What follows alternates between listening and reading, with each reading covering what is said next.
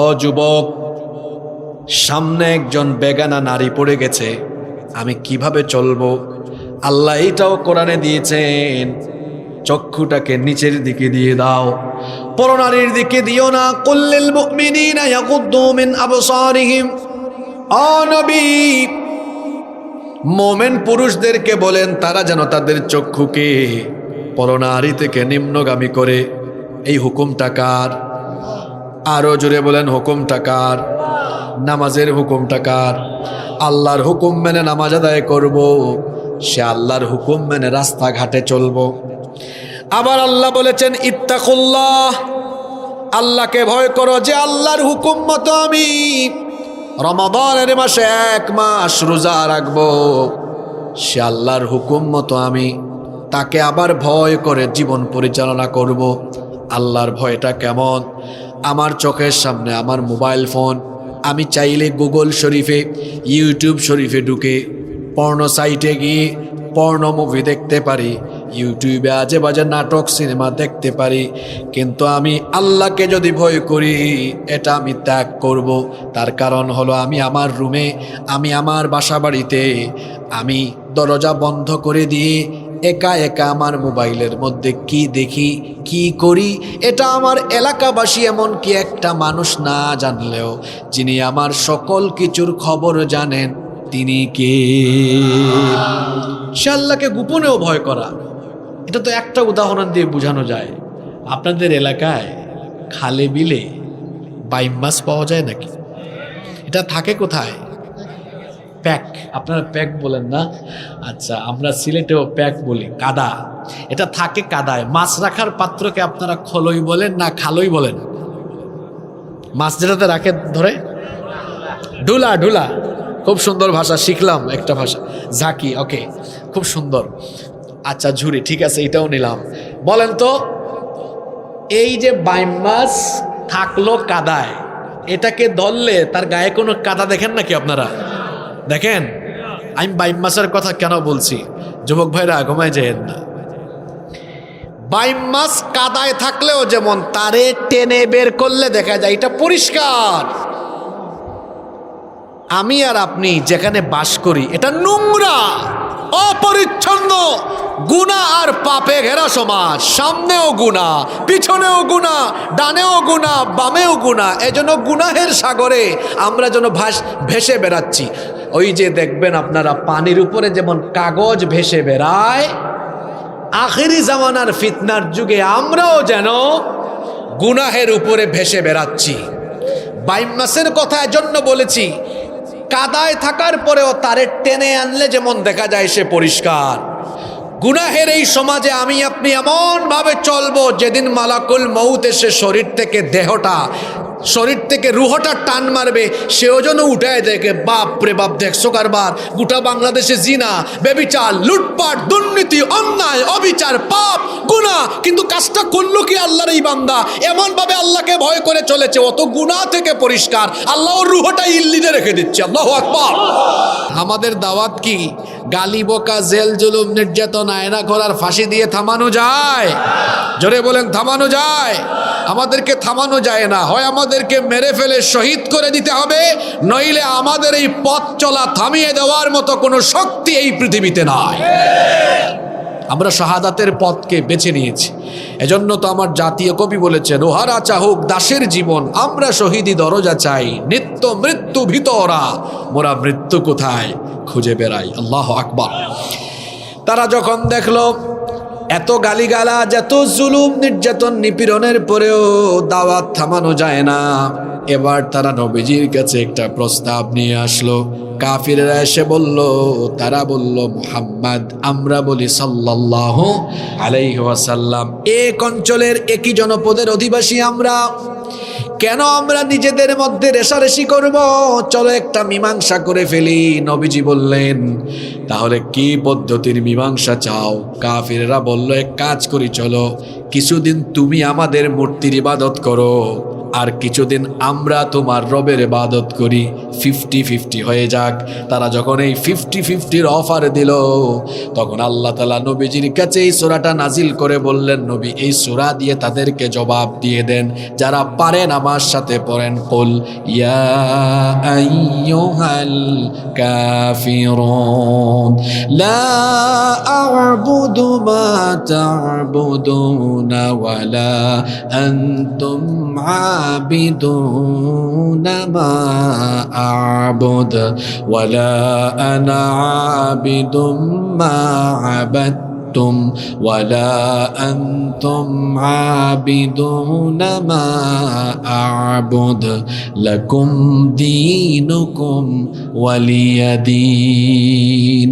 কুল ইয়া আইয়ুহাল কাফিরুন, নবী বলুন হে কাফেরেরা, লা আ'বুদু মা তা'বুদুন, আমি যার ইবাদত করি তোমরা তার ইবাদত করো না, তোমরা যার ইবাদত করো আমি তার ইবাদত করি না। শেষে গিয়ে বলা হয়েছে লাকুম দীনুকুম ওয়ালিয়া দীন, তোমাদের ধর্ম তোমাদের, আমাদের দিন আমাদের। তাহলে এই সূরায় অ্যাপ্রোচ সম্বোধন করা হয়েছে মূলত কাফেরদেরকে। জোরে বলেন তো কাদেরকে? ইয়া আইয়ুহাল কাফিরুন। আবার কোরআনের কোথাও কোথাও সব মানুষকে সম্বোধন করে বলা হয়েছে, কোথাও ইয়া আইয়ুহান নাস, কোথাও ইয়া আইয়ুহাল ইনসান। যেমন সূরা ইনফিতরে আছে ইয়া আইয়ুহাল ইনসানু মা গাররাকা বিরাব্বিকাল কারীম। আবার এই সূরায় বলা হয়েছে ইয়া আইয়ুহান নাস, হে মানব জাতি। কথা বুঝে থাকলে বলেন তো এই আয়াতে সম্বোধন করা হয়েছে কাদেরকে? মানুষকে। সবাই বলেন কাকে? তা আমরা তো মানুষই, তাই না? কি বলা হচ্ছে দেখি এবার। আল্লাহ তাআলা বলছেন ইয়া আইয়ুহান নাস, হে মানব জাতি, উবুদু রাব্বাকুম, তোমরা তোমাদের রবের ইবাদত করো। একটু খেয়াল করে দেখেন, আল্লাহ যদি চাইতেন এই আয়াতটা এইভাবেও নাজিল করতে পারতেন, ইয়া আইয়ুহান নাস উবুদুল্লাহ, হে মানব জাতি তোমরা আল্লাহর ইবাদত করো। কিন্তু আল্লাহ শব্দটা না দিয়ে আল্লাহ দিয়েছেন রব। বলেন তো এখানে যে শব্দটা দেওয়া হয়েছে সেই শব্দটা কি? ঘুমাই গেছেন? বলেন দেখি শব্দটা কি? রব। এখন বলবেন হুজুর রবই তো আল্লাহ। হ্যাঁ রব আল্লাহ, ঠিক আছে। আল্লাহ হচ্ছে ইসমুদ্দাত, আর বাকি সবগুলো হলো আল্লাহর গুণবাচক নাম। আপনি কোরআনের বেশিরভাগ জায়গায় দেখবেন যেখানে ইবাদতের কথা সেখানে বলা হয়েছে রবের কথা। কারণ হলো ইবাদত পাওয়ার জন্য যে কোয়ালিটি থাকা লাগে সেই কোয়ালিটির নাম হলো রুবুবিয়তের কোয়ালিটি। একমাত্র রবের ইবাদত করা যায়, রব ছাড়া আর কারো ইবাদত করা যায় না। বলেন তো দেখি যার ইবাদত করা যায় তার নাম কি? রব। তার নাম কি? রব শব্দের অর্থ কি? রব শব্দের অনেকগুলো অর্থ আছে, এটা ব্যাপক অর্থবোধক শব্দ। আপনি যদি বলেন হুজুর এক বাক্যে বলেন যেটা আমরা মনে রাখতে পারি, তাহলে এক বাক্যে উত্তর হলো আপনার সব প্রয়োজন পূরণ করেন যিনি, রব হলেন তিনি। সব প্রয়োজন পূরণ করেন কে? আচ্ছা একটু বুদ্ধি খাটাইয়ে বলেন তো, আমাদের বেঁচে থাকার জন্য সবচেয়ে জরুরি কোন জিনিসটা লাগে, যেটা না হলে এক সেকেন্ডও বাঁচবো না? সেটার নাম কি? অক্সিজেন। বিজ্ঞানীরা বলেছেন, চিকিৎসা বিজ্ঞান বলে একজন সুস্থ স্বাভাবিক মানুষ বেঁচে থাকার জন্য প্রতিদিন 500 লিটারের বেশি অক্সিজেন গ্রহণ করে। এই 500 লিটার অক্সিজেনের বাজার মূল্য হলো 5 লক্ষ টাকারও বেশি। তার মানে আমি আর আপনি, আমরা বেঁচে থাকার জন্য প্রতিদিন এক একজন আপনারা কত লক্ষ টাকার অক্সিজেন নেন? 5 লক্ষ টাকার। চিন্তা করেন, আপনারা তো পয়সাওয়ালা মানুষ, আমার বাপ দাদারও তো পয়সা নাই, একদিনের অক্সিজেন কেনারও টাকা আমার কাছে নাই। তো একদিনের যদি 5 লক্ষ হয় তাহলে মাসে হইল কত? 150 লক্ষ, মানে 1.5 কোটি টাকা। বছরে এর পরিমাণ দাঁড়ায় 18 কোটি টাকা। বলেন তো বাবারা, জন্মের পর থেকে এখন পর্যন্ত আমরা তো মিলিয়ন বিলিয়ন ট্রিলিয়ন ডলারের অক্সিজেন নিয়ে ফেলেছি। আমরা কি আল্লাহকে কোনো বিনিময় দিয়েছি? দিতে হয়েছে? দেয়া লাগবে? চাওয়ার আগে আমার এই প্রয়োজন পূরণ করলেন যিনি, রব হলেন তিনি। সকল প্রয়োজন পূরণ করেন যিনি লালন পালন, রিজিক, সংহার, নিয়ন্ত্রক এবং সব প্রয়োজন পূরণ করেন, তার নাম হলো রব। শুধু মানুষের নয় বরং সকলের প্রয়োজন তিনি পূরণ করেন। দেখেন তো নদী আর সাগরে যে মাছ আছে এগুলোকে আমরা খাওয়াই না, আল্লাহ খাওয়ান। সকালবেলা আকাশে যে পাখিগুলো ডানা ঝাপটিয়ে উড়ে বেড়ায় এগুলোকে আমরা খাবার খাওয়াই না, সকালবেলা এই পাখিগুলো তার বাসা থেকে ক্ষুধা পেটে খালি পেটে বের হয়ে যায়, জানে না সে কোথায় যাচ্ছে, কোথায় গেলে খাবার পাবে। তার কাছে কোনো অ্যান্ড্রয়েড ফোনও নাই যে গুগল ম্যাপ ইউজ করে কোথাও সে যাবে। কোনো প্রকার ম্যাপ ছাড়া, কোনো প্রকার দিক নির্দেশনা ছাড়া তাকে যিনি আকাশের মধ্যে উড়ায়া উড়ায়া তারপরে তাকে রিজিক দিয়ে সন্ধ্যাবেলা বাসায় ফিরায় দেন, তিনি কে?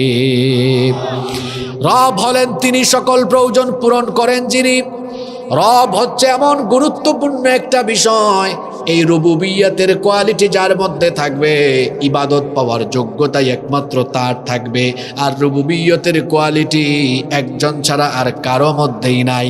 একমাত্র রুবুবিয়তের কোয়ালিটি যার মধ্যে বিদ্যমান, পুরুষোচিত কণ্ঠে গলার আওয়াজ বড় করে বলেন, তিনি কে? রব এটা এমন গুরুত্বপূর্ণ শব্দ, এজন্য দেখবেন কোরআন শুরু হয়েছে রব দিয়ে, শেষ হয়েছে রব দিয়ে। আপনি কোরআনের পৃষ্ঠা উল্টালে প্রথম পাতায় রবের পরিচয় পেয়ে যাবেন, আলহামদুলিল্লাহি রাব্বিল আলামিন। সকল প্রশংসা আল্লাহর। আল্লাহর পরিচয় দেওয়া হলো রব্বিল আলামিন, তিনি হলেন জগৎ সমূহের প্রতিপালক। কোরআনের শুরুতে রবের পরিচয় আসলো, আবার শেষ সূরায় রবের পরিচয় দেওয়া হলো, কুল আউযু বিরাব্বিন নাস। ও নবী, আপনি বলুন আমি আশ্রয় চাই সকালবেলার রবের কাছে। কোরআনের শুরুতেও রব, শেষেও। আবার আমরা যখন দুনিয়া ছেড়ে চলে যাব, কবরে আমাদের লাশ রাখার সাথে সাথে প্রথম যে প্রশ্ন হবে সেটা হলো, সবাই বলেন মার রব্বুকা, তোমার রবকে? বুঝেন তো দেখি রবের কথা প্রথমেই কেন বলা হলো? কারণ রুবুবিয়ত এর উপরে ঈমান এনে রুবুবিয়তের পথে যারা অবিচল থাকবে তারাই কেবল এই প্রথম প্রশ্নের উত্তর দিতে পারবে। কোরআনের শুরুতে রব, শেষেও রব। কবরের প্রথম প্রশ্ন হলো রব, ইবাদত করতে হয় রবের।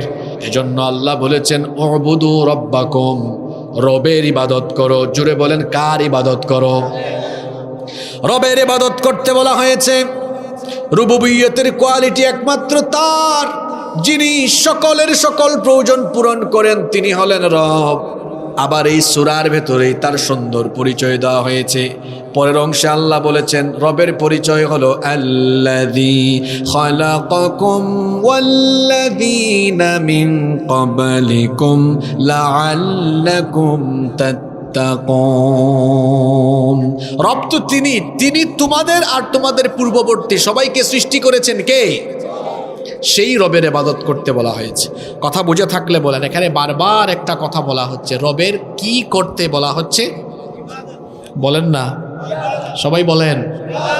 হ্যাঁ, আজকে এমন ওয়াজ শুনবেন যে জীবনেও শুনেন নাই। ইবাদতই আজকে ভালো করে বুঝে যান, ইবাদতই কারে কয়।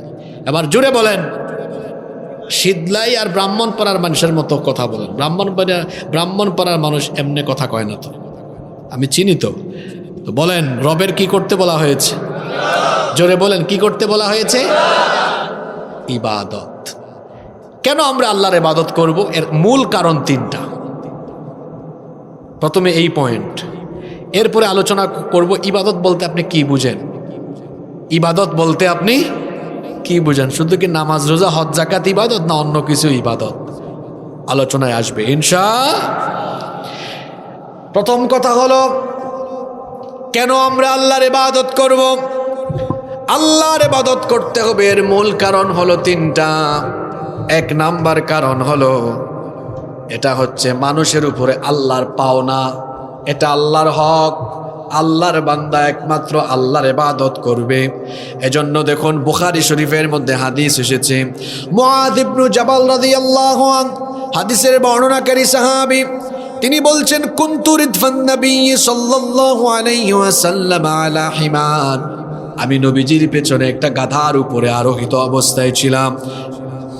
আমাকে আল্লাহর নবী ডেকে বললেন, ইয়া মুআয, হে মুআয, হাল তাদরি হাক্কাল্লাহি আলা ইবাদিহি ওয়া মা হাক্কুল ইবাদি আলাল্লাহ। মুআয, তুমি কি জানো নাকি বান্দার উপরে আল্লাহর হক কি আর আল্লাহর উপরে বান্দার হক কি? মুআয বিন জাবাল রাদিয়াল্লাহু আনহু তখন বললেন, আল্লাহু ওয়া রাসূলুহু আলাম, এই ব্যাপারে আল্লাহ এবং তার রাসূল সবচাইতে ভালো জানেন। আল্লাহর নবী তখন জবাব দিলেন, ফাইন্না হাক্কাল্লাহি আলাল ইবাদি আন ইয়াবুদুহু ওয়া লা ইউশরিকু বিহি শাইআ। বান্দার উপরে আল্লাহর হক হলো বান্দা কেবলমাত্র আল্লাহর ইবাদত করবে, আল্লাহর সাথে কাউকে সে শরীক করবে না। এরপরে ওয়া হাক্কুল ইবাদি আলাল্লাহ আল্লা ইউআযযিবা মান লা ইউশরিকু বিহি শাইআ। আর আল্লাহর উপরে বান্দার হক হলো যে বান্দা আল্লাহর ইবাদত করবে সেই বান্দাকেও তিনি আযাব আর গজব দিবেন না। সুবহানাল্লাহ। তাহলে এই হাদিস থেকে বোঝা গেল কেন আল্লাহর ইবাদত করবে, কারণ এটা হলো আমাদের উপরে আল্লাহর হক। জোরে বলেন, এটা আমাদের উপরে কার হক? আল্লাহর ইবাদত কেন করতে হবে? 2 নম্বর কারণ হলো এটা হলো আমাকে আপনাকে বানানোর সৃষ্টির উদ্দেশ্য। কোরআনে কারীমের 51 নম্বর সূরা সূরাতুয যারিয়াতের 56 নম্বর আয়াতে আল্লাহ এর জন্য বলেছেন, ওয়ামা খালাকাতুল জিন্না ওয়াল ইনসা ইল্লা লিয়াবুদুন। জিন আর মানুষকে আমি আমার ইবাদতের জন্য সৃষ্টি করেছি। তাহলে আমাদেরকে সৃষ্টির উদ্দেশ্য কার ইবাদত করা? 3 নম্বর কেন আল্লাহর ইবাদত করতে হবে, তার কারণ এটা হলো আমরুল্লাহ, এটা হলো আল্লাহর আদেশ। আল্লাহ সবাইকে আদেশ করেছেন আমার গোলামি করো, আমার ইবাদত করো। কারণ গোলামি পাওয়ার একমাত্র হকদার হলেন যিনি, রব হলেন তিনি। আর রব হলেন তিনি সকলের প্রয়োজন পূরণ করেন যিনি। দেখবেন পৃথিবীতে বহু মানুষ আছে যারা নিজেদের বানানো খোদাকে ইবাদত করে। আচ্ছা বলেন তো, যারা নিজেরাই খোদা বানায় এরা তো নিজেরাই তাদের খোদার প্রয়োজন পূরণ করলো, তো খোদা কেমনে তাদের প্রয়োজন পূরণ করবে? কথা কি বোঝা যায়? তারা তো নিজেরাই তারা তাদের ক্ষুধার প্রয়োজন পূরণ করে, এজন্য তারা ক্ষুধার হাত দেয়, পা দেয়, ক্ষুধার সামনে খাবার দেয়। আর আমাদের ক্ষুধার সামনে আমরা কিছুই দেই না, আমাদের রবের সামনে কিছু দেওয়া লাগে না, বরং উল্টা আমাদেরকে সব কিছু যিনি দান করেন তিনি কে? আল্লাহর ইবাদতের জন্য করতে হবে, এটা হুকমুল্লাহ, আমরুল্লাহ, এটা আল্লাহর আদেশ। এবার আসেন, বলা হয়েছে রবের ইবাদত করো, কথা বুঝে থাকলে বলেন কি করো? ইবাদত করো। ইবাদত মানে কি? ইবাদত মানে কি? মা মানাল ইবাদাহ। ইবাদত শব্দের অর্থ কি? ইবাদত শব্দের অর্থ কি বলেন তো? হ্যাঁ, ইবাদত শব্দের অর্থ আসলে কি? তাফসীর ইবনে কাসীর, তফসির আত-তাবারি, তফসির আল-কুরতুবী সহ অনেকগুলো তফসির গ্রন্থে এসেছে। মুফাসসিরিনে কিরাম বলেছেন ইবাদত শব্দের অর্থ হলো আত-তাআতু ওয়াত-তাদাল্লুলু ওয়াল-খুদুউ ওয়াল-ইনকিয়াদ। মাথার উপর দিয়ে চলে গেছে, তাই না? এর মানে হলো নম্র হয়ে, ভীত হয়ে, অবনত হয়ে কারোর সামনে ঝুঁকে পড়া বা আনুগত্য করা। এত লম্বা কথা তো মনে থাকবে না, একটা শব্দের অর্থ জেনে নেই। ইবাদত শব্দের অর্থ হলো আনুগত্য করা। কথা বুঝে থাকলে সবাই বলেন। আমরা কিন্তু মূল জায়গায় চলে আসছি। ইবাদত শব্দের অর্থ কি? সবাই তো বললেন না। যারা বললেন না আপনারা কি রাগ করে আছেন? তাহলে বলেন ইবাদত শব্দের অর্থ কি? জোরে বলেন, কি করা? আসলুল ইবাদাতি হিয়া আত-তাআহ। ইবাদতের মূল কথা হলো আনুগত্য করা। খেয়াল করেন, ওই পিছনের যুবক ভাইরা আজেবাজের দিকে তাকান, হুদাই সময় নষ্ট করেন কেন? তাকে আপনি সময় নষ্ট করতেছেন তো, এদিকে তাকান, মূল কথা শুনবেন। আজকে যুবক ভাইদের উদ্দেশ্যে অনেক কথা আছে। ইবাদত শব্দের অর্থ কি বলেছি? আনুগত্য করা। আমাদের দেশের অনেক মানুষ কি মনে করে জানেন? নামাজ, রোজা, হজ, যাকাত, কুরবানি, দান, সদকা, তারা মনে করে এগুলোই শুধু ইবাদত। হ্যাঁ, এগুলো ইবাদত, কিন্তু ইবাদত শুধু এগুলোর মধ্যে সীমাবদ্ধ নয়। বলেন তো দেখি, একজন মানুষ যদি প্রতিদিন 5 ওয়াক্ত নামাজ মসজিদে গিয়েও আদায় করে, মোট কত সময় লাগতে পারে? বলেন কত সময় লাগতে পারে? আপনি কি রাগ করতেছেন নাকি? বন্ধ করে দিই আলোচনা। তো কথা বলেন না কেন? একজন মানুষ যদি 5 ওয়াক্ত নামাজ পড়ে কত সময় লাগবে? 1 ঘন্টা। এখন বলেন এই 1 ঘন্টা আল্লাহর ইবাদত করলো, বাকি 23 ঘন্টা ইবাদত হবে কার? বলেন ইবাদত হবে কার? আমার দেশে এমন বহু নামাজি আছে, হ্যাঁ, কিন্তু নামাজ 1 ওয়াক্তও ছাড়ে না। নামাজ আদায় করে আল্লাহর হুকুম মতো, মসজিদ থেকে বের হয়ে সে টাকা পয়সা উপার্জন করে শয়তানের বিধান মতো। এরকম মানুষ আপনাদের এলাকায় নাই? বিভিন্ন সমাজে আছে দেখবেন, সামনের কাতারের নামাজি, আবার এই লোকটা এলাকার বিশিষ্ট সুদখোর। এরকম সুদখোর নামাজি আছে না? বিশিষ্ট ঘুষখোর, তারপরে বিশিষ্ট দুর্নীতিবাজ, বিশিষ্ট কালোবাজারি, এরকম আছে না? ফান করেন না। কোরআনের আলোচনায় আদবের সাথে বসতে হয়, আদবের সাথে বলতে হয়, আদবের সাথে শুনতে হয়। অনেক বক্তা আছে কোরআন হাতে নিয়ে হে নিজেও হাসে আর শুধু হাসাইতেই থাকে, ঠাট্টা। কোরআন তো আল্লাহর কালাম, এটা বলার আদব আছে, এটা শোনারও আদব আছে। এখানে প্রতিটা শব্দের ভেতরে আল্লাহ হেদায়াত ঢুকিয়ে দিয়েছেন। সুবহানাল্লাহ। মনোযোগ বাড়ান। বলছি না এই আয়াত এমনে এমনে ধরি নাই, এটার কারণ আছে। 24 ঘন্টার মধ্যে 1 ঘন্টা গেল নামাজে, তো বাকি 23 ঘন্টা ইবাদত হবে কার? রোজা বছরে কয় মাস? 1 মাস আল্লাহর হুকুম মেনে রোজা রাখলাম। যুবকেরা গার্লফ্রেন্ডকে মেসেজ পাঠায়, অগো শুনছো রমজান মাস আসছে তো। এইটা আমি বেশি কথা বলবো না,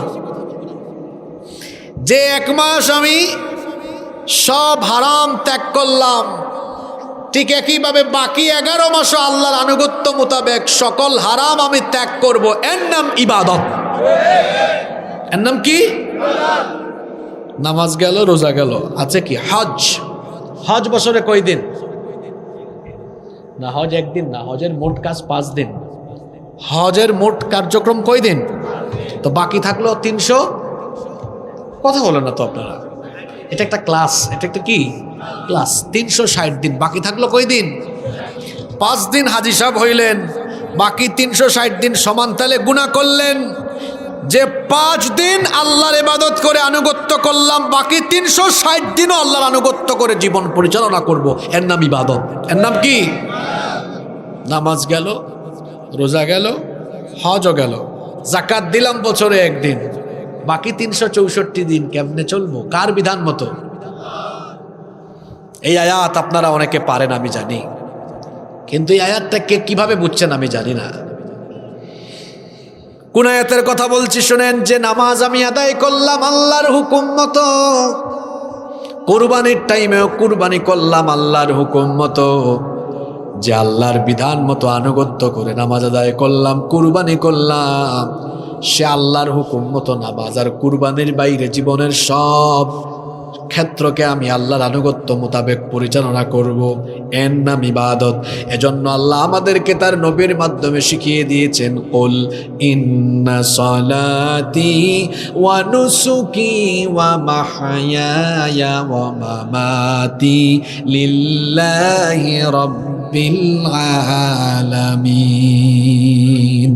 হ্যাঁ নবী আপনি বলুন, খেয়াল করে শুনেন, বলুন আমার নামাজ, আমার কুরবানি এটা যেমন আল্লাহর জন্য, ঠিক তেমনি ভাবে আমার জীবন মরণও যার জন্য, তিনি কে? নামাজ কার জন্য?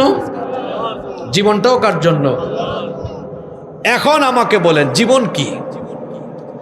একজন ব্যক্তি 1980 সালে জন্মগ্রহণ করে 2023 সালে মারা গিয়েছে। 1980 থেকে 2023 পর্যন্ত এই সময়ের সমষ্টির নাম হলো জীবন। এই সময়ের সমষ্টির নাম কি? তো আল্লাহ যে এখানে বললেন ইন্না সলাতি ওয়া নুসুকি, নিশ্চয়ই আমার নামাজ আমার কুরবানি এটা যেমন তোমার আল্লাহর জন্য, ঠিক তেমনি জীবনটাও কার জন্য? তার মানে ইবাদত এটা এমনভাবে হবে যে নামাজ রোজা হজ জাকাতের বাইরেও আমার জীবনের প্রাত্যহিক 24টা ঘন্টা যার বিধান মতো আমি চলবো, জোরে বলেন তিনি কে? আমি আল্লাহর হুকুম মতো নামাজ আদায় করলাম, কিন্তু আমি নামাজের বাহিরে আল্লাহর কোনো বিধান মানলাম না। রাস্তাঘাটে চলার সময় আল্লাহর বিধান হলো কোরআনে আছে, ও যুবক, সামনে একজন বেগানা নারী পড়ে গেছে, আমি কিভাবে চলবো?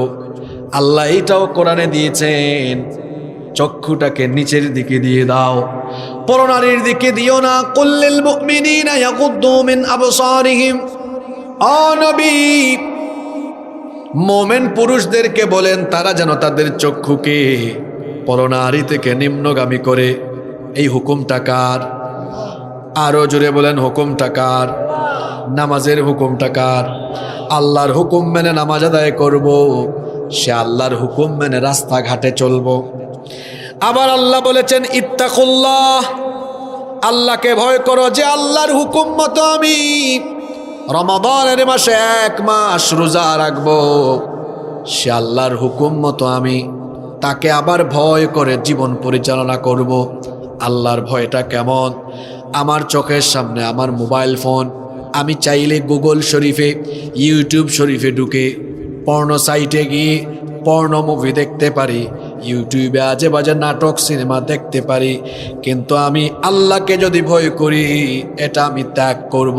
তার কারণ হলো আমি আমার রুমে, আমি আমার বাসা বাড়িতে আমি দরজা বন্ধ করে দিয়ে একা একা আমার মোবাইলের মধ্যে কি দেখি কি করি এটা আমার এলাকাবাসী এমনকি একটা মানুষ না জানলেও যিনি আমার সকল কিছুর খবর জানেন তিনি কে? সে আল্লাহকে গোপনেও ভয় করা। এটা তো একটা উদাহরণ দিয়ে বোঝানো যায়। আপনাদের এলাকায় খালে বিলে বাইম মাছ পাওয়া যায় নাকি? এটা থাকে কোথায়? প্যাক। আপনারা প্যাক বলেন না? আচ্ছা, আমরা সিলেটেও প্যাক বলি। কাদা, এটা থাকে কাদায়। মাছ রাখার পাত্রকে আপনারা খলই বলেন না খালই বলেন? মাছ যেটাতে রাখে ধরে, ঢুলা। ঢুলা, খুব সুন্দর ভাষা শিখলাম, একটা ভাষা, ঝাঁকি। ওকে, খুব সুন্দর। আচ্ছা, ঝুড়ি, ঠিক আছে, এটাও নিলাম। বলেন তো, এই যে বাইম মাছ থাকলো কাদায়, এটাকে ধরলে তার গায়ে কোনো কাদা দেখেন নাকি আপনারা? দেখেন? আমি বাইম মাছের কথা কেন বলছি, যুবক ভাইরা ঘুমায় যেন না। বাইম মাছ কাদায় থাকলেও যেমন তারে টেনে বের করলে দেখা যায় এটা পরিষ্কার। আমি আর আপনি যেখানে বাস করি এটা নোংরা, অপরিচ্ছন্ন, গুনাহ আর পাপে ঘেরা সমাজ। সামনেও গুনাহ, পিছনেও গুনাহ, ডানেও গুনাহ, বামেও গুনাহ। এজন্য গুনাহের সাগরে আমরা যেন ভেসে বেড়াচ্ছি। ওই যে দেখবেন আপনারা পানির উপরে যেমন কাগজ ভেসে বেড়ায়, আখিরি জামানার ফিতনার যুগে আমরাও যেন গুনাহের উপরে ভেসে বেড়াচ্ছি। বাইম মাছের কথা এজন্য বলেছি, কাদায় থাকার পরেও তারে টেনে আনলে যেমন দেখা যায় সে পরিষ্কার। গুনাহের এই সমাজে আমি আপনি এমন ভাবে চলবো, যেদিন মালাকুল মউত এসে শরীর থেকে রুহটা টান মারবে, সেও যেন উঠায় দেখে বাপ রে বাপ, দেখছো কারবার, গোটা বাংলাদেশে জিনা, ব্যভিচার, লুটপাট, দুর্নীতি, অন্যায়, অবিচার, পাপ, গুনাহ, কিন্তু কাজটা করলো কি আল্লাহর এই বান্দা? এমন ভাবে আল্লাহকে ভয় করে চলেছে, অত গুনাহ থেকে পরিষ্কার, আল্লাহ ওর রুহটা ইল্লিতে রেখে দিচ্ছে। আল্লাহু আকবার। এটার নাম তাকওয়া। এটার নাম কি? যুবক ভাইরা, আপনাদের চরিত্র নষ্ট করার সব শয়তানি উপাদান সমাজের চারপাশে আছে। সবচেয়ে বড় শয়তানি উপাদানের নাম হলো মোবাইল। সবচেয়ে বড় শয়তানি উপাদানের নাম কি? আরেকটা উপাদান হলো নেশা। আরেকটা উপাদানের নাম কি? মাদক। আমার যুবক ভাইদের চরিত্রকে এই দুইটা জিনিস দিয়ে শেষ করা হচ্ছে। এক তো জিনা, ব্যভিচার, আর আরেকটা কি? আমার এক বাবা এখানে বলছেন, বাবা হিন্দুরা নিয়ে গেছে সব মা। আর এখানে বাবার প্রসঙ্গ আনলাম কেন? আমাদের দেশে তো বাবার অভাব নাই।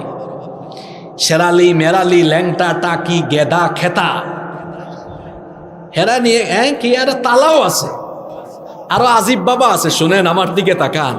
ওই যে ফরিদপুরের রাজবাড়ি গেলে দেখবেন বিশাল সাইনবোর্ড টানানো আছে, জামাই পাগল বাবার দরবার শরীফ। আপনারা গুগলে মিলাই দেখেন। আমি এই গত 2 বছর আগে ওটা যখন দেখলাম, ছবি তুলে ফেসবুকে পোস্ট করেছিলাম। তারপর বলেছিলাম তো জামাই পাগল বাবার দরবার পেয়েছে, জানে না বাংলাদেশে বউ পাগল আছে কিনা। 5 মিনিট পরে ওই যে মুন্সিগঞ্জের গজারিয়া থেকে একজন ছবি সুদ্ধা কমেন্ট করে বলছে, হুজুর আছে তো, আমার এলাকায় বউ মস্তান সার মাজার আছে। আরে বাপরে বাপ, কি দেশে বাস করি, জামাই পাগল বউ পাগল সব পাগল আছে। আপনারা আবার ভাবিয়েন না হুজুর এটা মনে হয় পীর মুরিদি বিরোধী। আপনি পীরা কি কারে শিখান? হ্যাঁ, সবচেয়ে বেশি পীর পাইছি আমরা। আমার বাড়ি কোথায়? সিলেটে। 360 আউলিয়ার এলাকার মানুষ আমরা। আপনি আমারে পীর চিনান? আমরা তো পীরা উলিয়াদের উত্তরাধিকারী। 360 জন আউলিয়া গিয়েছেন সিলেটে। হজরত শাহজালাল মুজাররদ ইয়ামনি রহমতুল্লাহ আলাই, হজরত শাহপরান রহমতুল্লাহ আলাই 360 জন নিয়ে গিয়েছেন। পীর মুরিদি আমাদেরকে শিখান আপনি? হ্যাঁ, হুক্কুর হুক্কুর মারেন, আবার এমন করে জিকির করছেন। আমি ভাবলাম যে এই লোকটার কুষ্ঠকাঠিন্য হইল নাকি। বলেন তো এরকম আছে না নাই? হিন্দুরা নিয়ে গেছে মা, আর হেরা নিয়ে গেছে বাবা। সম্মানিত উপস্থিতি, শিরকের সাথে বেদাতের সাথে আমাদের কোনো সম্পর্ক, কারণ শিরকের সাথে যারা লিপ্ত এদের সব আমল বরবাদ করে দেন কে? হ্যাঁ, হক্কানি রব্বানি যত দরবার আছে যেখানে কোরআন হাদিসের তালিম দেওয়া হয়, এটা আপনাদের পাশে আছে না আড়াইবাড়ি দরবার শরীফ? আমরাও তো যাই, আপনারা যান সেখানে, তাই না? সেখানে তো আমরা কোনো বেদাত করতে দেখি না, আছে না এরকম? শীতলাই দরবার শরীফও আছে, এরকম অনেক দরবার শরীফ আছে যা যে সকল পীর মাশায়েখরা শিরক বেদাত মুক্ত খেদমত করছেন তাদের সাথে আমরা আছি ইনশাআল্লাহ। আমরা যেখানে ছিলাম, কষ্ট হচ্ছে নাকি আপনাদের? জরুরি কথা রয়ে গেছে। যে আল্লাহর হুকুম মতো নামাজ আদায় করব, সেই একই আল্লাহর হুকুম মতো রাস্তাঘাটে চলার সময় চক্ষুকে অবনত রাখবো। যে আল্লাহর হুকুম মতো রমজান মাসে রোজা রাখবো, সে আল্লাহর হুকুম মতো সব জায়গায় আল্লাহকে ভয় করে চলবো। ওই বাইম মাসের মতো পরিষ্কার থাকবো। বাইম মাস কাদায় থেকেও যেমন পরিষ্কার থাকে, আমি আপনাও গুনাহের ভেতরে থেকে পরিষ্কার জীবনযাপন অর্থাৎ পবিত্র জীবনযাপন করব ইনশাআল্লাহ। ইবাদত কারে কয়? যে আল্লাহর হুকুম মতো আমি হজ আদায় করি, কুরবানি করি, সে আল্লাহর হুকুম মতো আমার পরিবার পরিচালনা করব, এর নাম ইবাদত। যে আল্লাহর হুকুম মতো আমি দান সৎকা করি, যে আল্লাহর হুকুম মতো সত্য কথা বলি, সে আল্লাহর হুকুম মতো আমি আমার সমাজ চালাবো। যে আল্লাহর হুকুম মতো বিধান মতো আনুগত্য করে আমি আমার ইবাদত বন্দেগীগুলো ঠিকঠাক মতো আদায় করি, সে আল্লাহর হুকুম মতো আমি আমার রাষ্ট্রটাকেও পরিচালনা করব, এর নাম ইবাদত, এর নাম আনুগত্য।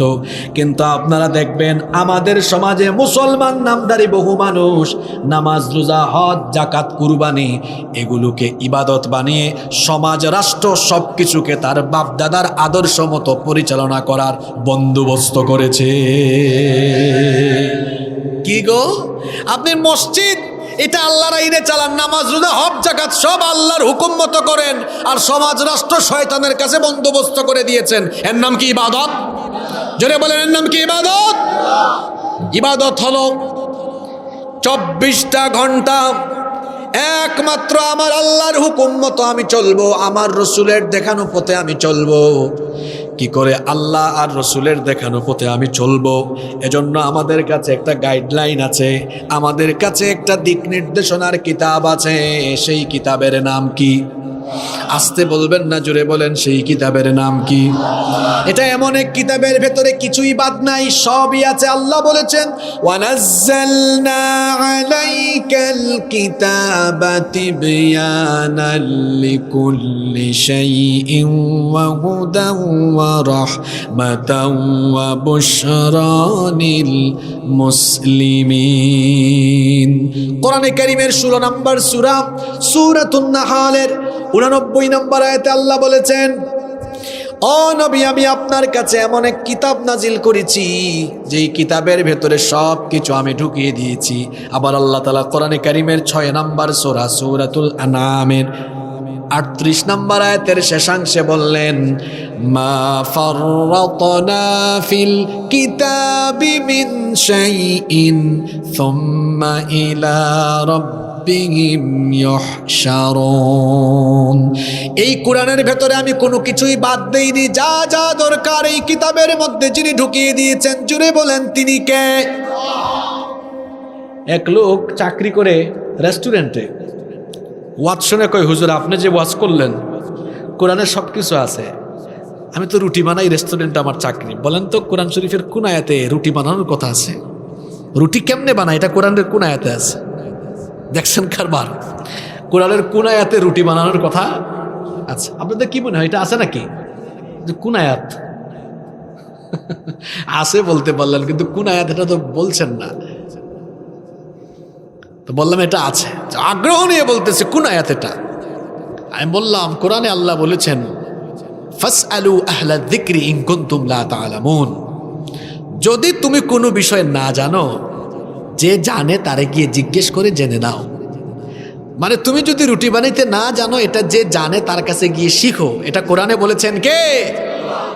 কোনো কিছু কোরআনে বাদ আছে? আরো আসতে বলেন, বাদ আছে? কি করে পরিবার চালাতে হবে কোরআনে নাই? কি করে সমাজ চালাতে হবে কোরআনে নাই? কি করে আদালত চালাতে হবে কোরআনে নাই? নাকি অবিশ্বাস হয়? তাবলিগের ভাইরা একটা কথা বলে নামাজ শেষে ঈমান আমলের ফায়দার কথা হবে, এরকম একটা কথা বলে না? আমরাও আজকে এখানে ফায়দার কথা বলি। আপনাদের দেশের আদালতে চলে মানুষের আইন না আল্লাহর আইন? জোরে বলেন, কার আইন? এখন বলেন তো, আমাদের জন্য মানুষের আইন ভালো না আল্লাহর আইন ভালো? এমনি এমনি বললেন না, আসেন একটু মিলাই দেখি কেমনে আল্লাহর আইন ভালো। আমাদের দেশ স্বাধীন হয়েছে 54 বছর। এই 54 বছরের মধ্যে মহিলারা দেশ চালিয়েছে 32 বছর, আর 22 বছর দেশ চালিয়েছে পুরুষরা। তাও কারবার কি জানেন? 22 বছর চালাইছে কয়েকজন পুরুষ, আর 32 বছর 2 বেডি। কয় বেডি? এখানে আবার আরেক কারবার হয়েছে তো। এট এ টাইম নারীদের হাতে এমন ক্ষমতা ছিল, প্রধানমন্ত্রী নারী, বিরোধী দলীয় নেতাও নারী, স্পিকার, স্বরাষ্ট্রমন্ত্রী, পররাষ্ট্রমন্ত্রী, শিক্ষামন্ত্রী সব নারী। আমি কি ভুল বললাম নাকি? এত ক্ষমতা পাওয়ার পরেও তারা 32 বছর নারীরা দাপটের সাথে দেশ চালায়, তারা কি দেশ থেকে নারী নির্যাতন, নিপীড়ন, ধর্ষণ বন্ধ করতে পেরেছে নাকি? আদালতে চলে কার আইন? বলেন, আপনারা কথা বলেন, কার আইন? 54টা বছর ধরে আপনাদের দেশের আদালতে চলছে কার আইন? এই আইনের ফলে কি হয়েছে শুনেন না। ওই যে দেখেন 7-8 মাস আগে মাগুরা একটা মেয়ে, এক পরিবারের 3 নরপিশা, ছোট্ট 8 বছরের একটা মেয়ে, নামটা মনে আছে, নাম কি? আসিয়া। এক পরিবারের 3 নরপিশাচ তার উপর পাশবিকতা চালালো।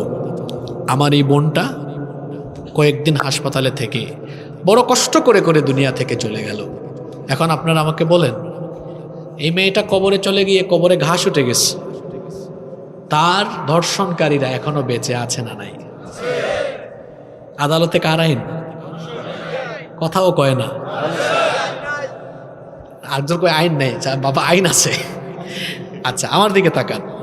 বাংলাদেশে এমন কিছু বড় মাপের ব্যবসায়ী আছে, ধর্ষণ করেছে, অভিযোগ আছে, প্রমাণ আছে, টাকার গরমে কিছুই হয় না, কিছুই হয় না, সে ওপেনলি চলাফেরা করে, আছে না? বাংলাদেশে এমন কিছু কলেজ আর বিশ্ববিদ্যালয় আছে যেখানে ধর্ষণের সেঞ্চুরি করেছে, তারে ফুলের মালা দিয়েছে। আদালতে কার আইন? বাংলাদেশে এমন কিছু রাজনীতিবিদ আছে, ধর্ষণ করেছে, কিছুই হয় না, বরং সাদা পায়জামা, সাদা পাঞ্জাবি পরিধান করে রাস্তায় হাঁটে, আর তার সাঙ্গপাঙ্গরা গলায় ফুলের মালা দেয়। আছে না এরকম? জোরে বলেন তো, আদালতে কার আইন? এ কেমন আইন যে আইন থাকার ফলে ধর্ষিতা বোনটি কবরে চলে যায়, আর ধর্ষক বেঁচে থাকে আবার ফুলের মালা গলায় দিয়ে হাঁটে, যে আইন থাকার ফলে ধর্ষিতা কবরে যায় আর ধর্ষক ফুলের মালা গলায় দিয়ে রাস্তায় হাঁটে, এই আইনের মুখে আমরা লাথি মারি। কি আইন বানিয়েছেন এটা? দাদার আমলের জায়গা জমির সম্পত্তির ভেদাল নাতির আমলেও শেষ হয় না। যুবক ভাইয়েরা এগুলো বলিয়েন না, আপনাদের অভিজ্ঞতা নাই। আমার চাচারা বলেন তো, বাবারা একমত না তো? আমার কথায় একমত আপনারা? মার্ডার কেস, সিসিটিভির ফুটেজ আছে, সাক্ষ্য আছে, 2 বছর 3 বছর, বিচার দীর্ঘমেয়াদী। যেখানে দীর্ঘমেয়াদী বিচার থাকে, জি বাবা যান বসেন। আপনার এই ছেলে যেগুলো বলতে, যেগুলো সমাজের সাথে মিল আছে, ঠিক আছে? আর শোনেন, আমি তো আগেই বলেছি এখানে ফায়দার কথা হবে। কিসের কথা হবে? মাহফিল কি কোনো রাজনৈতিক মঞ্চ নাকি? এখানে আমরা ফায়দার কথা শুনব। ফায়দার কথাটা শোনেন। তাহলে আপনারা আমাকে বলেন তো, মানুষের তৈরি করে এই আইন দিয়ে আমার আপনার ফায়দা হয়েছে? যদি এই আদালতগুলোতে আল্লাহর আইন থাকতো, ধর্ষণকারীর বাপের ক্ষমতা নাই সাদা পায়জামা পাঞ্জাবি পরে ফুলের মালা গলায় দিয়ে হাঁটবে, বরং স্বচক্ষে সবার সামনে তাকে রজম করে মৃত্যুদণ্ড দিয়ে দেওয়া হতো। এখন আপনারা আমাকে বলেন, এই দেশে নারী নেতৃত্ব 32 বছর চলেও নারীরা হেফাজতে থাকলো না এখনো? এখন বলেন তো, নারীর অধিকার প্রতিষ্ঠা এবং দেশের সকল মানুষের সার্বিক কল্যাণের জন্য আপনারা আমাকে বলেন তো, আল্লাহর আইন উত্তম না মানুষের আইন উত্তম? জোরে বলেন, কার আইন উত্তম? তবে যতই ওয়াজ করেন, মানুষ কিন্তু আগে পেটে খাবার চায়। এখন আসেন, কষ্ট হচ্ছে নাকি আপনাদের? 10-12 মিনিট থাকা যাবে তো? আচ্ছা শোনেন, মানুষ পেটে কি চায়? 54 বছর ধরে আমরা একটা কমন ডায়লগ শুনছি সবাই, আমরা যদি ক্ষমতায় যেতে পারি, আমরা যদি সুযোগ পাই, ক্ষুধামুক্ত দারিদ্র্যমুক্ত দেশ বানাবো। যেই কথা বলতেছে তার এমন ক্ষুধা, হে ক্ষমতা পাইলে 5 বছরে তার ক্ষুধা মিটাইতে পারে না। রাস্তার অবস্থা এমন কেন? চোরের দল একটা রাস্তা করে 1 বছর 2 বছর যায় না, ভেঙে যায়। আমরা যখন বিদেশে সফর করি, দেশের বাইরে গেলে গাড়ি যখন চলে টের পাওয়া যায় না, এত সুন্দর কার্পেটিং। ওরা একটা রাস্তা বানায় 1 যুগ 2 যুগ 10 20 30 বছরের টেম্পার দিয়ে, আর আমার দেশের চোরের দল এমন রাস্তা বানায় 1 বছরও টিকে না। আছে না নাই? গাড়ির জন্য ড্রাইভার গুরুত্বপূর্ণ, গাড়ি ভালো চলার জন্য, না প্যাসেঞ্জার গুরুত্বপূর্ণ? বাবা কষ্ট হচ্ছে নাকি? ড্রাইভার যদি সব প্যাসেঞ্জার মাতাল হয় আর ড্রাইভার তালে থাকে, গাড়িটা রাস্তায় থাকবে। কিন্তু ড্রাইভার যদি নিজেই মাতাল হয়, গাড়িটা রাস্তায় থাকবে না, কোথায় যাবে?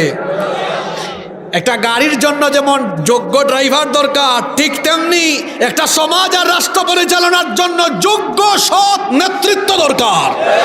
যদি নেতৃত্ব অসৎ, ধর্ষক, চাঁদাবাজ, লুটতরাজ, সন্ত্রাসী হয়ে যায়, ওই জাতির ভাগ্যে উন্নয়ন থাকে না।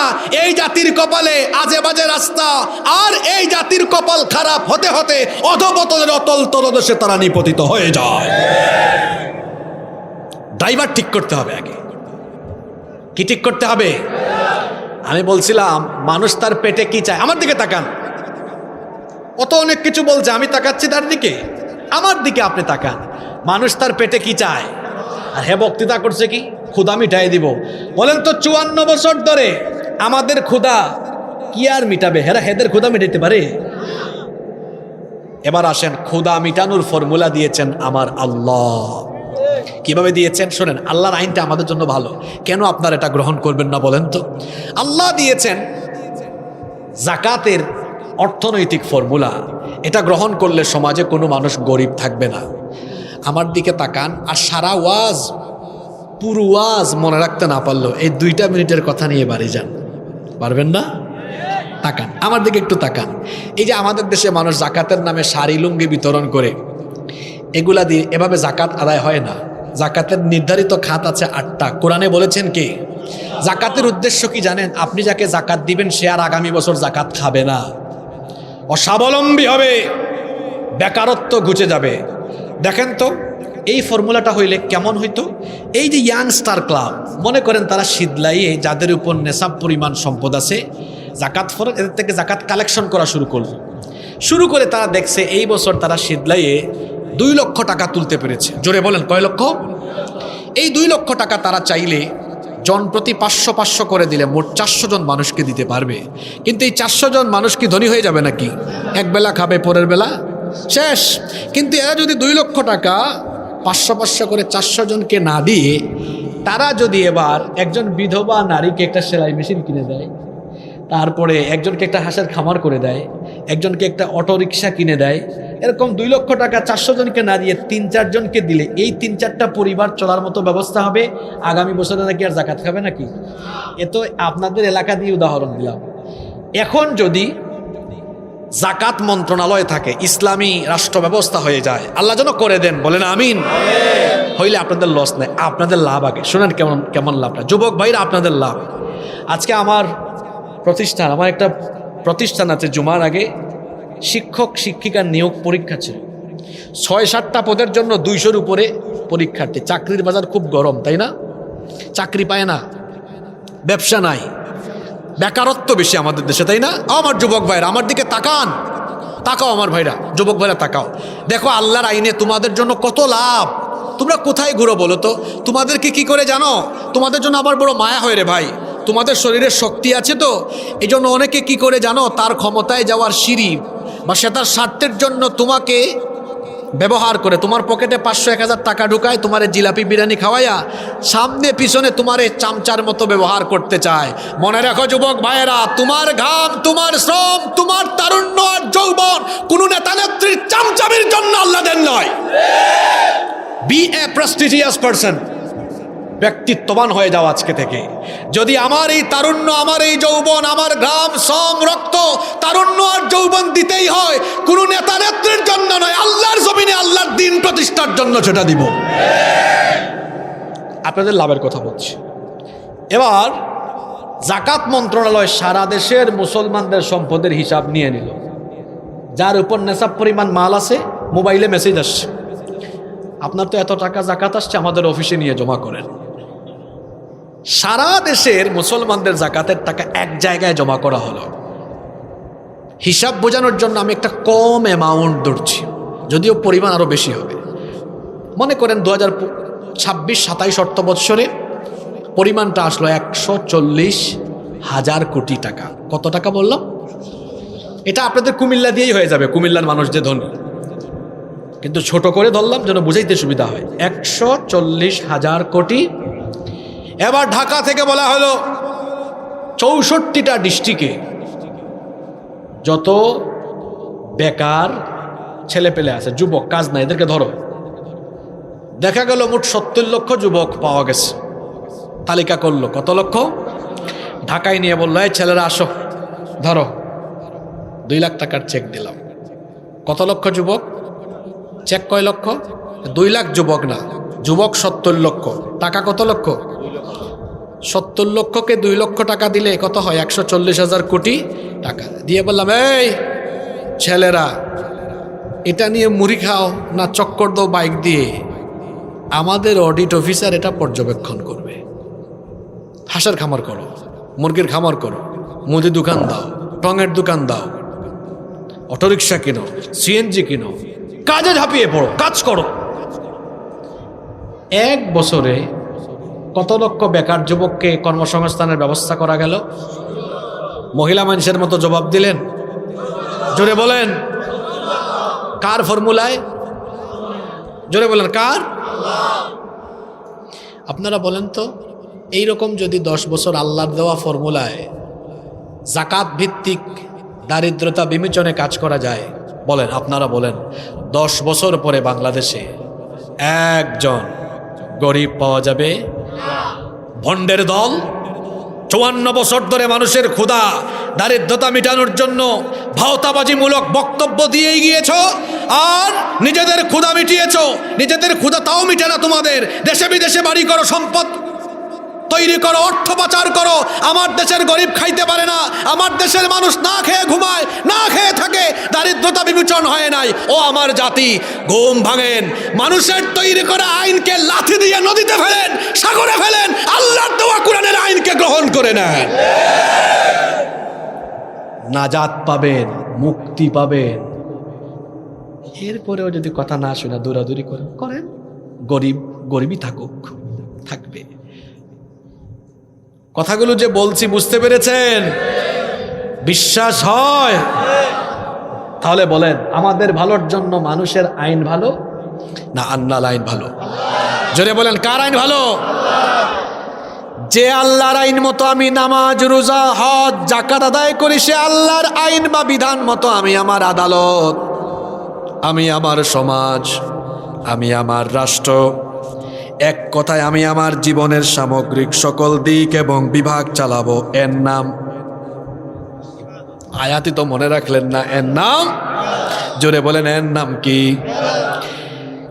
এই যে বসে আছেন, বসাটাও ইবাদত। কখন ইবাদত? যখন আপনি আল্লাহর জন্য, রসুলের জন্য বসবেন, সেটা ইবাদত।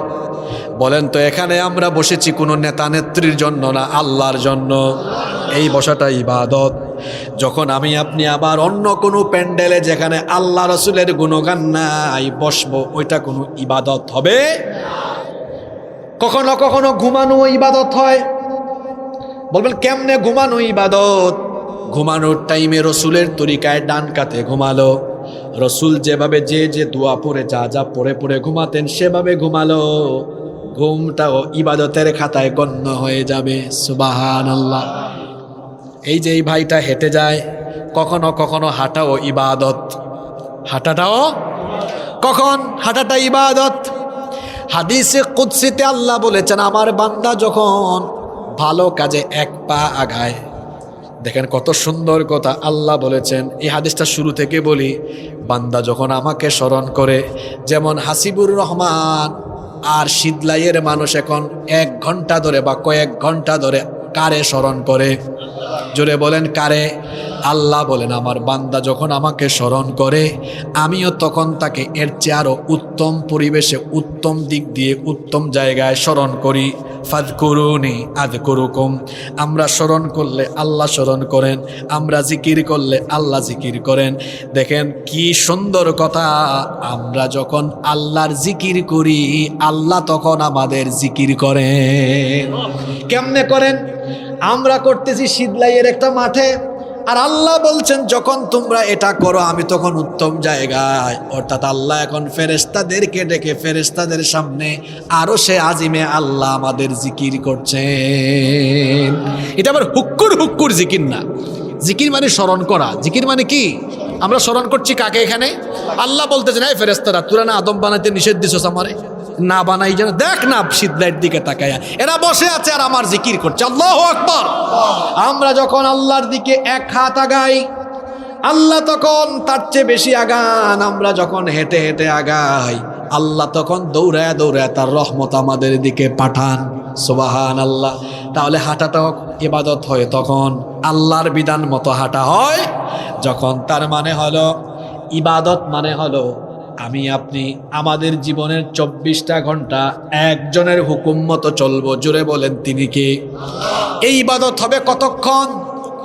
না 24 ঘন্টা না। এই জবাব কোরআনে আছে। আল্লাহ বলছেন, কোরআনের 15 নম্বর সূরা, সূরা হিজরের 99 নম্বর আয়াতে আল্লাহ বলেছেন, ওয়াবুদ রাব্বাকা হাত্তা ইয়াতিয়াকাল ইয়াকিন। মৃত্যু আসার আগ পর্যন্ত ইবাদত হবে কার? জোরে বলেন, ইবাদত হবে কার? ইবাদতের গাইডলাইন যে কিতাবে আছে, কিতাবের নাম কি? জোরে বলেন, কিতাবের নাম কি? যে আল্লাহর হুকুম মতো নামাজ, রোজা, হজ, যাকাত হবে, সে আল্লাহর হুকুম মতো আমার সবকিছু পরিচালিত হবে। এর নাম কি? জোরে বলেন, এর নাম কি? তাহলে এই একটা আয়াত থেকে যে আমরা আলোচনা করলাম, এই সিদ্ধান্ত কি আমরা নিতে পারি যে আমাদের জীবনের 24 ঘন্টা এবং মৃত্যু পর্যন্ত আমরা কেবল একজনকে আমাদের আনুগত্যের জায়গায় আমরা একজনের আনুগত্য করব আর তরিকা গ্রহণ করব একজনের, মুহাম্মদুর রাসূলুল্লাহ। কয় আমারও অমুক আমার আদর্শ, তমুক আমার আদর্শ। কে তোমার আদর্শ? 5 ওয়াক্ত নামাজ ঠিক নাই, সারা রাত মদ আর নারী নিয়ে পড়ে থাকে, সে কিভাবে আমার আদর্শ হয়? আমার আদর্শ মুহাম্মদুর রাসূলুল্লাহ সাল্লাল্লাহু। আমি যুবক ভাইদেরকে পা ধরে বলে যাচ্ছি, খবরদার আমার নবীর বাইরে কাউকে আদর্শ বানাতে যেও না। নবীর বাইরে আর কেউ আমার আদর্শ হতে পারে? অনেকে মেসি কাটিং চুল রাখে, নেইমার কাটিং, নায়ক কাটিং, গায়ক কাটিং চুল রাখে। নায়কের মতো চললে, নায়কের মতো ঘুমাইলে সওয়াব আছে নাকি? কিন্তু নবীজির মতো বললে, নবীজির মতো চললে, নবীজির মতো খাইলে, নবীজির মতো ঘুমালে আল্লাহ ফেরেশতাকে বলেন আমার নবীকে যত জায়গায় অনুসরণ করবে শুধু আমল নামায় তত জায়গায় সওয়াব আর সওয়াব, সওয়াব আর সওয়াব, সওয়াব আর সওয়াব। সুবহানাল্লাহ। মাথা থেকে পা পর্যন্ত অনুসরণ করবে একজনকে, কোনো নেতা নেত্রী নয়, মুহাম্মাদুর রাসূলুল্লাহ সাল্লাল্লাহু আলাইহি ওয়াসাল্লাম। যুবক ভাইদেরকে কেন কথাগুলো বলেছি জানেন? আপনাদেরকে অনেকে ব্যবহার করে, ইউজ করে, কারো কাছে ইউজড হবেন না। এই তারুণ্য, এই যৌবনটা আল্লাহর জন্য দিয়ে দিবেন। আল্লাহ কিয়ামতের দিন ডাকবেন, কোথায় ইয়াংস্টারের যুবকেরা? তোমরা তো চাইলে শীতলাইয়ে একটা গান, একটা ডান্স, একটা কনসার্ট করতে পারতা, তোমরা আমার কুরআনের আয়োজন করেছো, কোথায় তোমরা? আসো, ফেরেশতারা এদেরকে নিয়ে আমার আরশে আজিমের ছায়ার নিচে জায়গা দান করো। সুবহানাল্লাহ। সভাপতি বক্তব্য দিয়েছেন, তিনি কষ্ট পেয়েছেন। আমি দেখলাম পুস্তার এটা 2 নম্বর মাহফিল, তো ছেলেগুলো নতুন, অভিজ্ঞতা হচ্ছে। আমার বিশ্বাস আগামী বছর এই যুবকেরা আরো সুন্দর আয়োজন করবে ইনশাআল্লাহ। এবং এই যুবকেরা, এই তরুণেরা আগামীর বাংলাদেশকে তারা বিনির্মাণ করবে, কোনো নেতা নেত্রীর আদর্শ দিয়ে নয়। ভাইরা, আপনারা শুনছেন না যে 54 বছর ধরে আমার দেশ নির্যাতিত? আপনাদের রাস্তা দেখে বুঝেন না আপনারা? আমাদের দেশে দেখবেন যে ঢাকা চিটাগাং হাইওয়ে আছে না, সারাটা বছর খালি কিছুদিন পর পর লেফটি মারে। লেফটি বুঝেন আপনারা? আপনাদের এলাকায় কি বলেন? আমরা তো সারাটা বছর এই রোডে যাতায়াত করি, দেখি কিছুদিন পরে পরে খালি এরকম লেফটি মারে, লেফটি মারে। ওই যে এমন ভাবে রাস্তাটা করে চোরের দল, যেন কিছুদিন পরে আবার আর একটা টেন্ডার পাওয়া যায়। আমার কথায় কষ্ট পাচ্ছে নাকি? না, পাচ্ছে তো। এক গ্রুপ আছে বাইরে বলতে, দেখছো কুকি জাতের হুজুর আনছে, এগুলো বলে যায়। তো এগুলো বলবো না তো কোনগুলো বলবো গো? এগুলোই তো বলতে হবে, কারণ আমার দেশটা 54 বছর ধরে। আমি আসার সময় দেখলাম, হায় হায় হায়, এখানে একজন মা যদি অসুস্থ হয়, একজন মা ডেলিভারির রোগী, উনি তো হাসপাতালে যাইতে যাইতে রাস্তায় কাম হয়ে যাবে। এই যে আপনাদেরকে আমি কষ্ট দিয়েছি, আমি এখানে আসার কথা 9টায়, আসছি 10টায়। কি করবো বলেন? গাড়ি 5 জায়গায় আটকে গেছে, তুলাও যায় না, আটকে যায়। নিচা গাড়ি তো আটকে গেছে, গর্ত। রাস্তাঘাটের কি পরিস্থিতি! এদেশের মানুষের ট্যাক্সের পয়সায় বেতন হয়, এদেশের মানুষের ট্যাক্সের পয়সায় বেতন হয়। ওই ট্যাক্সের পয়সায় বেতনে মন ভরে না, চুরি বাটপারি করে করে জনগণের সম্পদকে চেটে পুটে লুটে পুটে খাওয়া হয়েছে। এই জন্য আমাদের ভাগ্যের পরিবর্তনের জন্য মানুষের আইন নয়, আল্লাহর কোরআনের আইন আমরা গ্রহণ করতে হবে। পারবো না ইনশাল্লাহ? আমি একটা কিচ্ছা দিয়ে আজকের আলোচনা শেষ করব, যদি আপনারা বলেন আর কি, তো কিচ্ছাটা বলবো। কিচ্ছাটা কি বলবো নাকি? দেখেন কোরআনের শাসন কেমন হয়, আপনার একটা কিচ্ছা শুনলেই বুঝবেন। এক কিচ্ছা দিয়ে আজকে শেষ। আপনারা ওমর ফারুক রাদিয়াল্লাহু আনহু, ওনার নাম শুনছেন তাই না? অর্ধ দুনিয়ার শাসনকর্তা ছিলেন। আল্লাহু আকবার। উনি রাতের বেলা ঘুমাইতেন না। হ্যাঁ, অনেক নেতারা রাতের বেলা না ঘুমায় নাইট ক্লাবে যায়, আর ওমর রাদিয়াল্লাহু আনহু রাতের বেলা না ঘুমায় প্রজাদের বাড়ি বাড়ি যাইতেন, দেখতেন কার কি অবস্থা, ঘুমাইতেন না। আরে কি নেতা ছিলেন, সুবহানাল্লাহ। একদিন দেখতেছেন কি, এক মহিলা তাঁবুর পাশে কড়াইয়ের মধ্যে কি জানি নাড়াচাড়া করে, আর তার বাচ্চাগুলা শুধু কাঁদতেছে আর কাঁদতেছে। তিনি গিয়ে বললেন, হে মহিলা, তোমার বাচ্চাগুলো কাঁদে কেন? বলতেছে, আমার বাচ্চাগুলো কয়েকদিনের না খাওয়া, ক্ষুধার যন্ত্রণায় কাঁদে। তিনি বললেন, তুমি তো চুলার মধ্যে কি জানি রান্না করতেছো, খাওয়াও না কেন? বাচ্চাগুলারে কষ্ট দাও কেন? মহিলা বলতেছে, চুলার মধ্যে পাতিলে গরম পানি আছে, গরম পানির মধ্যে পাথর আছে, পাথর নাড়াচাড়া করতেছি, বাচ্চারা যেন এটা বুঝে আমি তাদের জন্য কিছু রান্না করতেছি, সান্ত্বনা পায়া পায়া কেঁদে কেঁদে হয়রান হয়ে যেন ঘুমায়া যায়, এজন্য পাতিলের মধ্যে গরম পানিতে পাথর নাড়াচাড়া করছি। ওমর ফারুক রাদিয়াল্লাহু আনহু অর্ধ দুনিয়ার প্রেসিডেন্ট এই কথা শোনা মাত্র কলিজা যেন ভয়ে কেঁপে উঠল। তিনি বললেন, কি বলো, তোমার যে এই অবস্থা, তুমি কি খলিফার দরবারে যাও নাই? সেটা কি জানাও নাই? তিনি বললেন, যাওয়ার চেষ্টা করেছিলাম, ভিড়ের কারণে যেতেই পারি নাই। এই কথা শোনা মাত্রই চোখে পানি চলে আসলো। তিনি বললেন, মাগো তুমি অপেক্ষা করো, দেখি তোমার জন্য কিছু করা যায় কিনা। দৌড়াইয়া দৌড়াইয়া তিনি বাইতুল মালে গেলেন। গিয়ে তিনি একটা বস্তা টান দিয়ে বস্তার মধ্যে আটা এবং অন্যান্য খাদ্য নিজেই ঢুকাতে লাগলেন।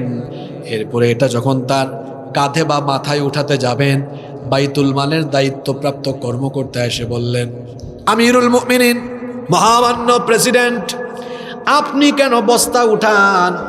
আমার কাঁধে বা মাথায় দেন, আমি নিয়ে যাই। বলেন, কোথায় নিয়ে যাইতে হবে?